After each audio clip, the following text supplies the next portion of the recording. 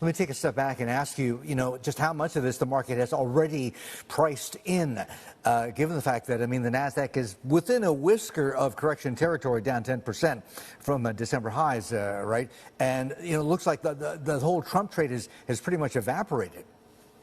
Right. I think it's priced in what we know at this point, but there's a lot of chaos around the headlines and the backtracking. So whether I doubt it discounts something more extreme from here in terms of the hit to the economy.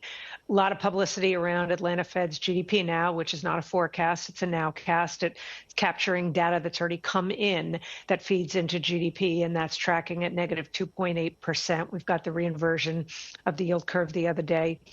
So I think if tariffs do stay in place and escalate from here, or we see the retaliations escalate, I think that does increase the chance of recessions outside the United States. And I think it means we have to put recession at least on the watch list. And I think that type of weakness in the economy is not priced in, even with correction level declines at the index level. Yeah, I think you pointed out something very interesting, which we may not have paid enough attention to last week, in which is, certain parts of the yield curve, especially the bits of the front end, briefly went into inversion, right? And this is not good because it portends weakness, if not recession. So what does this mean for the Fed then? Are we up to, 3 cuts this year potentially? Yeah. Yeah, and that's been a moving target. In fact, even before tariffs, it was a bit of a moving target because the Fed is operating in data dependency mode, which means the prospects, the market's expectations, the forecast for when the Fed will move, if it's a cut next, how many, that has been a moving target. And maybe the movement is a little more fierce in light of the tariff-related news. But yeah, Martin, you're right. There's about 3 cuts priced in now. That is up from only 1 cut priced in. But again, I think that needle will continue to move based on incoming data. We've got a very important jobs report coming on Friday next week. We get U.S. Consumer Price Index, Producer Price Index. So I think even the needle could move based on those, notwithstanding tariff-related news. Yeah, indeed. I want to point out also, you're looking at yields right now. The 10, the benchmark, 4.2423, so just tucked under 4.25 or so. That is actually below the Fed funds rate. But Lizanne, talk to us about what it actually means for not so much stocks, but the companies themselves, right? We're in this, or they're in this weird situation where they're almost literally paralyzed, are they not? The earnings season so far has gone pretty well. That's been pretty positive, right, to keep the market supported. But from here on out, kind of all bets are off. Nobody can plan or budget. And, with the front loading ahead of the tariffs kicking in, inventory levels are pretty high. That could end up being dead stock on the shelves.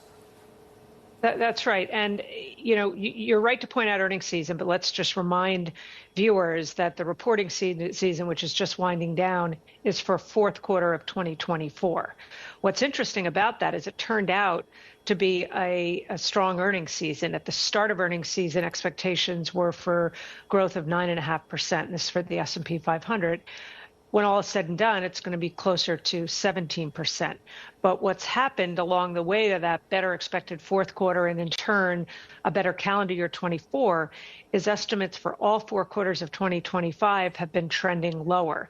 And on company conference calls, which are in the here and now, even though they're talking about their fourth quarter results, when they've been talking about their outlooks, a parabolic spike in mentions of tariffs, even more so than anything we saw during the 2018 price war. And trade war. One of the things I think is important too is that before these downward adjustments to 2025 earnings, the stronger earnings that were expected was predicated on record-breaking profit margins. You're also hearing a lot of uncertain commentary with regard to the ability to maintain profit margins in light of the price impact associated with tariffs. So I think that's another reason why analysts have not extrapolated the stronger fourth quarter into any quarter this year.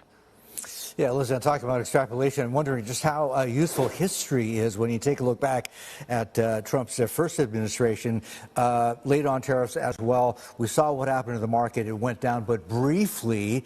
Is this time different because it's broader and this is threatening to become global, especially when reciprocal tariffs, if and when they do kick in? Well, there was a lot of uncertainty with regard to the trade war, but at that time it was milder than what we're experiencing now, both in terms of a more targeted list of goods and products that were tariffed, not the broad scope of countries being impacted. And really, the near bear market decline that we saw in the fourth quarter of 2018 was more about Fed-related uncertainty. Ultimately, the Fed reversed course via their rhetoric, and that was the sort of turnaround point for the equity market. There's a lot of discussion, maybe in keeping with the whole notion of a Fed put. Is there some sort of Trump put because of any kind of riot in the market? We just don't know the answer to that. Interestingly, some of the cabinet members, including Secretary Bessent, have been talking more about the decline in bond yields as ostensibly a good thing. The problem is that yields have been coming down because growth is deteriorating. That's a very different backdrop than if yields were coming down because inflation was being arrested.